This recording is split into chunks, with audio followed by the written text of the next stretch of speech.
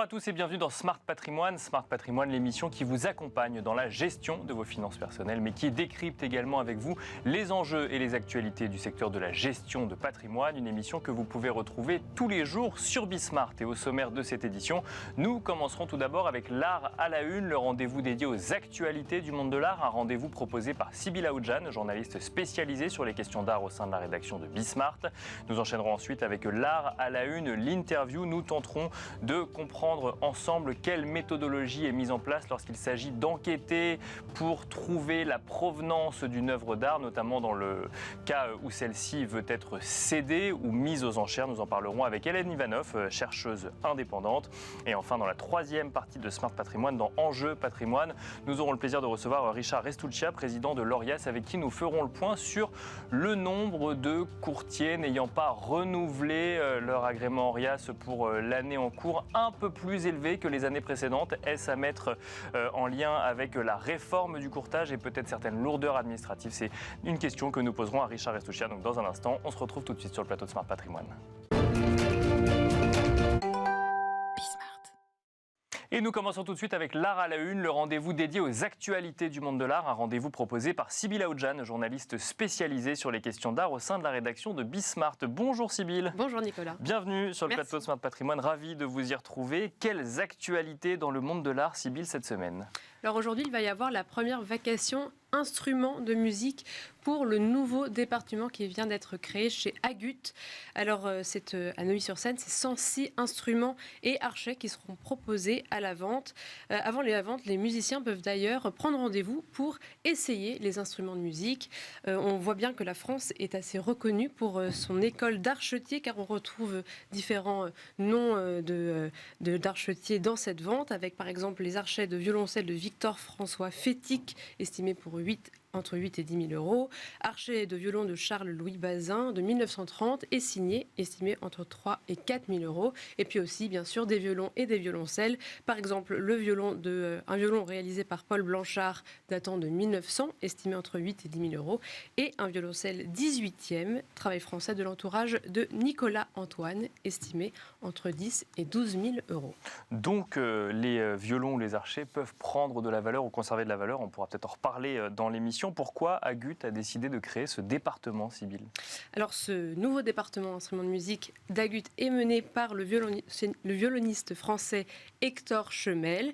Rappelons que les entreprises bénéficient d'une fiscalité particulière lors de l'investissement dans les instruments de musique. Les entreprises peuvent bénéficier d'une déduction d'impôt calculée sur le prix d'achat de l'instrument et qui sera ensuite étalée sur 5 ans à part égale. Et en contrepartie, l'entreprise s'engage à prêter l'instrument de musique à un artiste interprète. Selon Agut, l'investissement dans certains instruments de musique peut être intéressant, gagnant 3 à 5% par an sur les instruments, attention, en très bon état.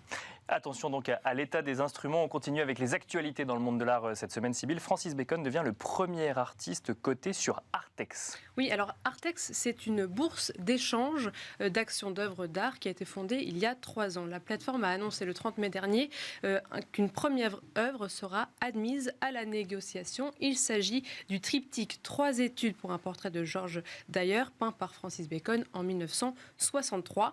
Le tableau a été vendu aux enchères en 2017 chez Christie's pour 52 millions de dollars et aujourd'hui il sera proposé aux investisseurs pour près de 55 millions de dollars sur Artex. Comment, Sybille, une œuvre d'art peut-elle être cotée en bourse? Quels sont les mécanismes? Alors Artex a pour objectif de développer les opportunités d'investissement dans des œuvres d'art allant de la Renaissance à la période contemporaine. Une introduction en bourse d'une œuvre d'art consiste à diviser la propriété d'une seule œuvre d'art en plus petites parties, plus petites unités. Dans le cas présent de ce triptyque, ce sont des actions d'une valeur de 100 euros chacune qui pourront donc être échangées sur la plateforme Artex. Artex est supervisé et réglementé par l'AMF du Liechtenstein dans le cadre législatif européen MIFID II.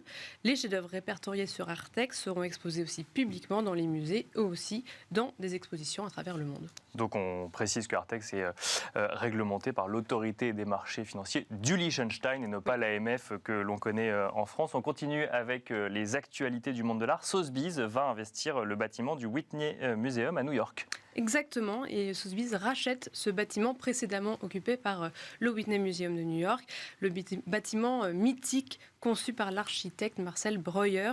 Sotheby's a indiqué qu'elle allait investir le bâtiment avec une salle de vente et des galeries à partir de 2024, et c'est seulement en 2025 que les portes vont s'ouvrir officiellement. Selon le New York Times, Sotheby's a déboursé 100 millions de dollars pour cette acquisition de ce nouveau siège. Actuellement, ce bâtiment est occupé par la Frick Collection, dont le musée à New York fait l'objet d'une rénovation. Et donc le bail de la Frick Collection se termine en 2024. Merci Sybille pour ces actualités hebdomadaires dans le monde de l'art. Nous avons à présent le plaisir de recevoir ensemble sur le plateau de Smart Patrimoine Hélène Ivanov. Bonjour Hélène Ivanov. Bonjour. Vous êtes chercheuse indépendante, vous êtes également membre de l'association ASTRE, Association pour le soutien aux travaux de recherche engagés sur les spoliations. Et c'est justement le sujet qui va nous animer aujourd'hui. On va évoquer ensemble le sujet de la recherche de provenance. C'est obligatoire à présent lorsque l'on veut céder une œuvre d'art. Ça incombe à l'acheteur d'ailleurs, si je ne dis pas de bêtises, ou au vendeur de chercher la provenance, de faire état de la provenance d'une œuvre. Ah, c'est pas la question. La réponse n'est pas si évidente de ce que je comprends. Ça incombe autant à l'acheteur qu'au vendeur, mais plus particulièrement au vendeur, puisque c'est lui qui est responsable de l'authenticité de l'œuvre et de la légitimité de sa mise en vente. Et alors, vous allez nous expliquer quelle est la méthodologie qu'on peut mettre en place pour enquêter. Avant que vous nous expliquiez cette méthodologie, peut-être un mot sur votre parcours. Comment est-ce qu'on devient chercheur, chercheuse en provenance d'œuvres d'art? Est-ce que c'est un métier aujourd'hui ou est-ce que c'est une fonction occupée par des historiens d'art, comme c'est votre cas, ou par des avocats ou autres? Alors, on peut parler d'une discipline à part entière, sauf qu'elle est encore peu représentée dans les institutions académiques ou dans les institutions culturelles. Et c'est un métier qui est pratiqué par beaucoup de chercheurs actuellement qui effectuent des missions. Pour ma part, j'ai beaucoup travaillé sur le marché de l'art au XXe siècle, sur les transferts culturels entre la France et l'Allemagne, et également sur l'histoire des collections extra-européennes. Et c'est pour cette raison que de la recherche fondamentale, je suis passée en quelque sorte à la recherche appliquée à des cas particuliers et à des œuvres. Et finalement que certaines institutions ou certaines personnes privées vont solliciter pour faire des missions spécifiques sur certaines œuvres. Tout à fait. On a des demandes en fait de collectionneurs particuliers, de musées, d'institutions culturelles en général, également de cabinets de généalogistes ou d'avocats dans le cadre de procédures judiciaires. Et ponctuellement, ça peut arriver aussi des galeries, des commissaires-priseurs, pour des missions un petit peu particulières. Parce que dans quel sens ça se passe généralement? Est-ce que c'est vous, à travers vos recherches, que vous remarquez qu'une œuvre, il manque peut-être une partie de l'histoire à un certain moment, et du coup vous tournez vers l'institution, ou c'est l'inverse? Ça peut être les deux. Ça peut être, c'est à 50-50 ou... Voilà, exactement. On peut découvrir soi-même l'histoire d'un tableau et contacter les institutions ou les collectionneurs, et inversement, être contacté par des commanditaires.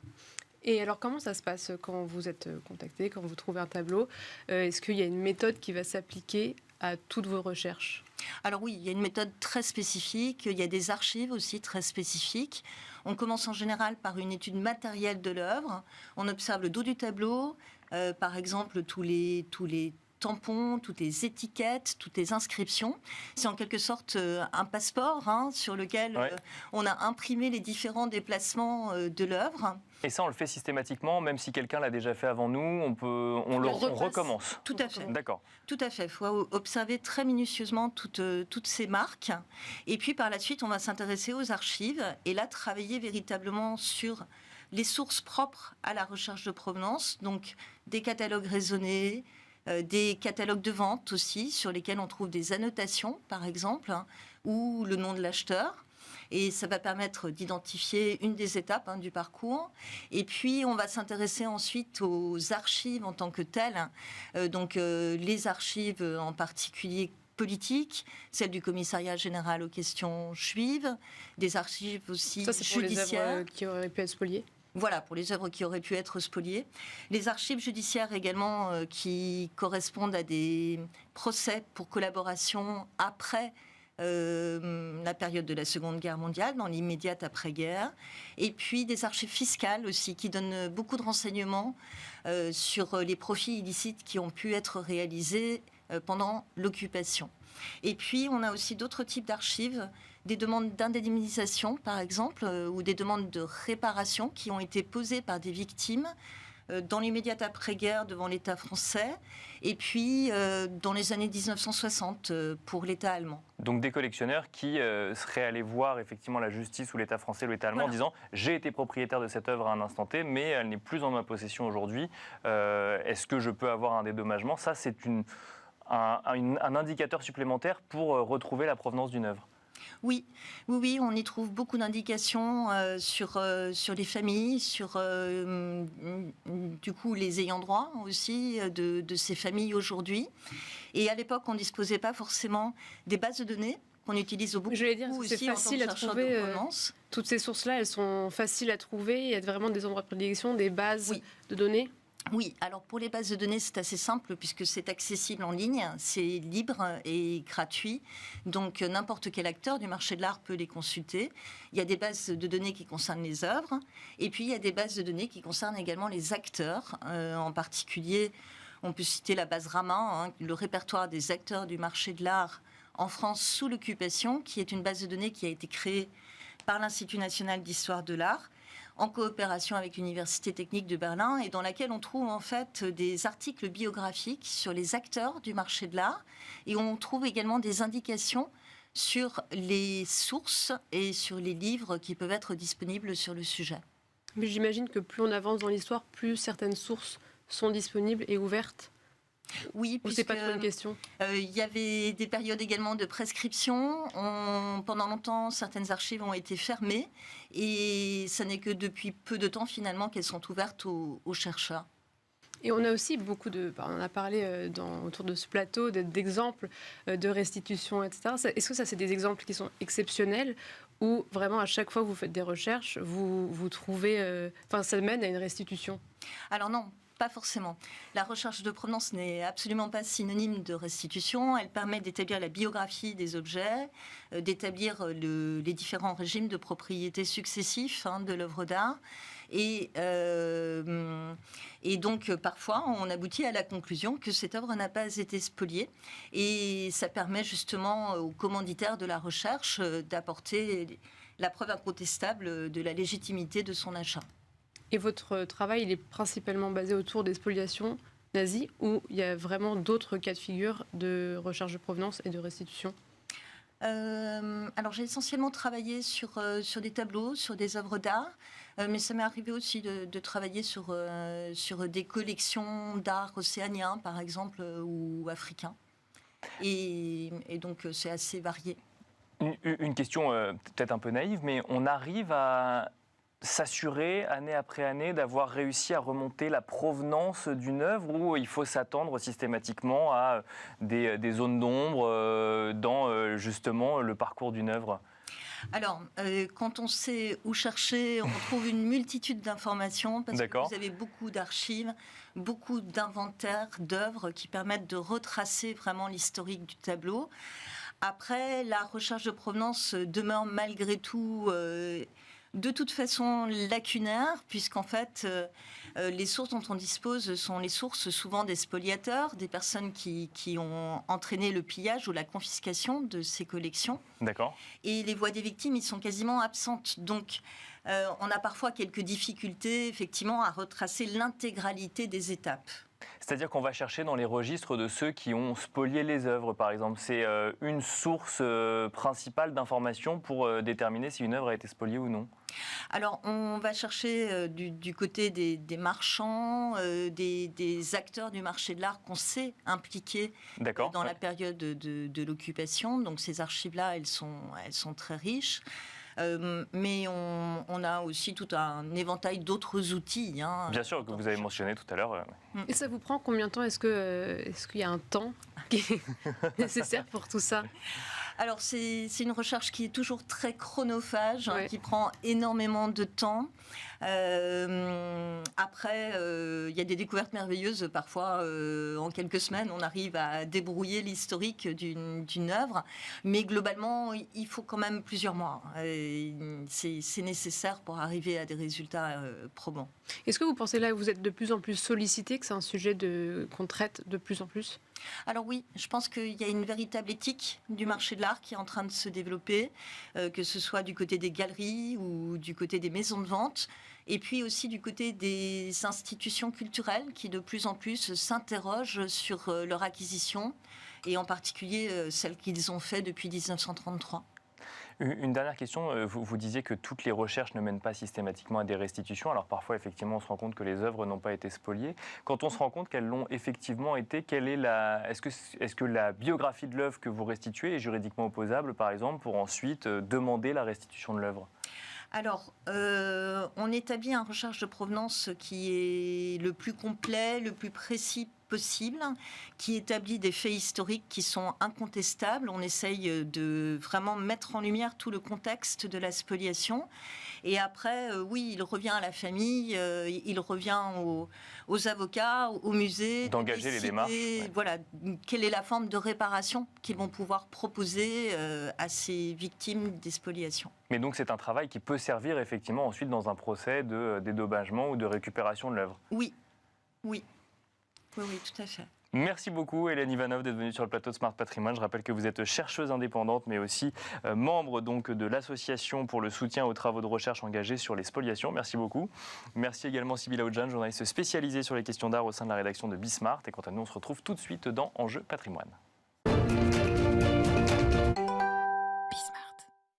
Et nous enchaînons à présent avec Enjeux Patrimoine. Nous allons revenir sur le constat fait par l'Orias d'un taux de non-renouvellement plus élevé que prévu en ce qui concerne les courtiers. Pour en parler, nous avons le plaisir de recevoir sur le plateau de Smart Patrimoine Richard Restuccia, le président de l'Orias. Bonjour Richard Restuccia. Eh bien bonjour et merci de me recevoir à nouveau. Bienvenue sur le plateau de Smart Patrimoine. Effectivement, vous êtes venu il y a quelques semaines sur ce plateau alerter sur le fait que vous constatiez que beaucoup de courtiers inscrits à l'Orias n'avaient pas encore entamé leur démarche de renouvellement dans le temps réglementaire pour renouveler d'un an effectivement leur agrément Orias. Vous constatez à présent que malgré un délai supplémentaire qui avait été accordé, de nombreux courtiers, plus que d'habitude, n'ont pas renouvelé donc leur inscription et se retrouvent mécaniquement radiés. Vous constatez un taux de 88%. 88,4 exactement, de renouvellement, ce qui est donc moins que les autres années. Oui, tout à fait. Alors ce taux de 88,4 est effectivement le bon chiffre. Et attention, je voudrais préciser qu'on parle bien d'intermédiaires d'assurance concernés par la réforme du courtage. D'accord. Et non pas que de courtiers. D'accord, c'est plus large que les simples courtiers. C'est plus large puisque les catégories qui étaient dans cette réforme étaient bien évidemment les courtiers d'assurance et leurs mandataires. Bien sûr. Et également les IOBSP et leurs mandataires. IOBSP qui sont notamment concernés par les crédits également. Qui sont concernés également par les crédits, et donc ce qui est peut-être un début d'explication. Un début d'explication. Savoir, voilà.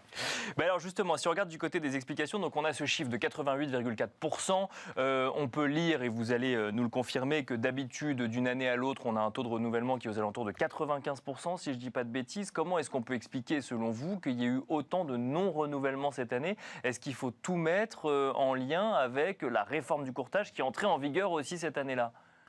Alors, la réforme du courtage, bien évidemment, est un élément important. Si vous voulez, peut-être on peut essayer de donner quelques chiffres. Bien sûr. Quelques chiffres un petit peu plus précis sur ce renouvellement 2023. On attendait 119 700 inscriptions pour 71 000 intermédiaires qui devaient se renouveler en 2023, dont environ entre 45 000 et 50 000 concernés par la réforme du courtage. C'est les populations dont on vient de parler, les courtiers, leurs mandataires, les IOBSP et leurs mandataires. Il faut rappeler effectivement qu'on a pu avoir un délai supplémentaire de 1 mois. Et puis l'Orias avait également pris l'initiative de décaler sa commission d'immatriculation qui devait mettre fin au renouvellement et qui devait se tenir début avril.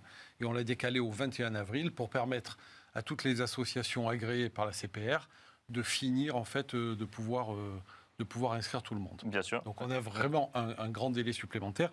Et à l'issue donc de cette commission du 21 avril, eh bien, on a effectivement un taux de renouvellement de 88,4 par rapport à une année normale où on est entre 94 et 96%.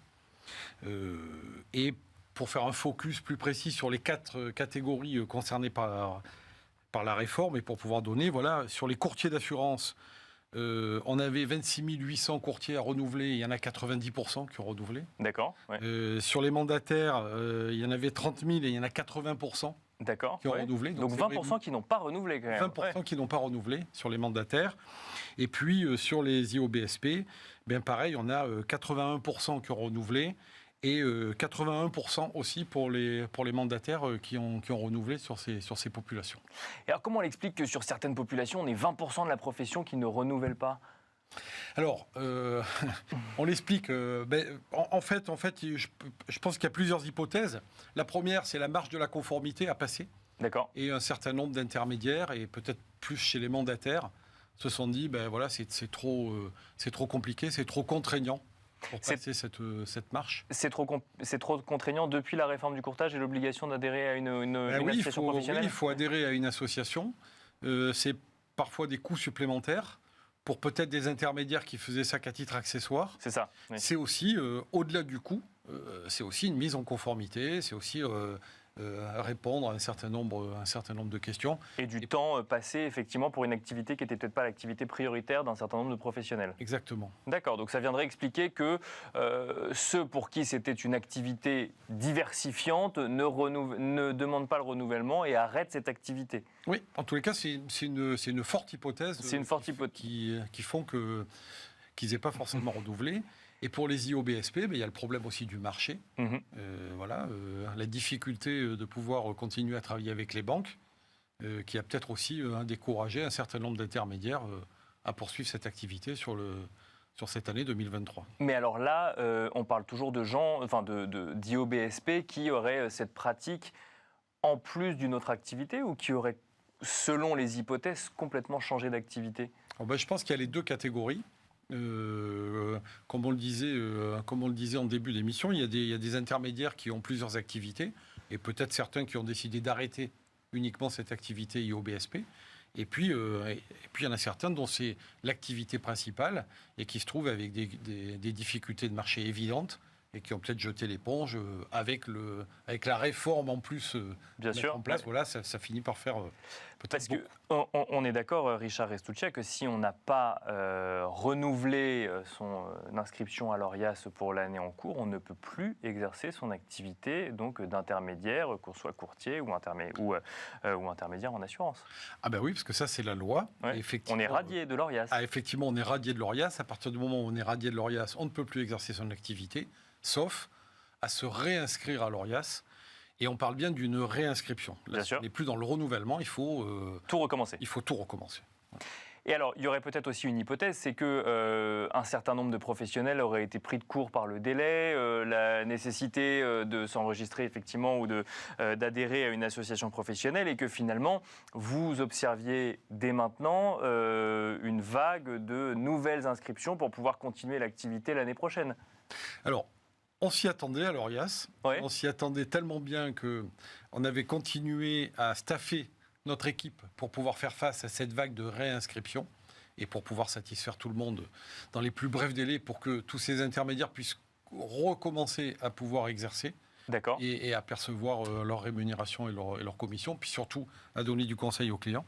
Et en fait, force est de constater aujourd'hui, après 2 commissions d'immatriculation qui se sont produites depuis le 21 avril, que cette vague n'est pas arrivée.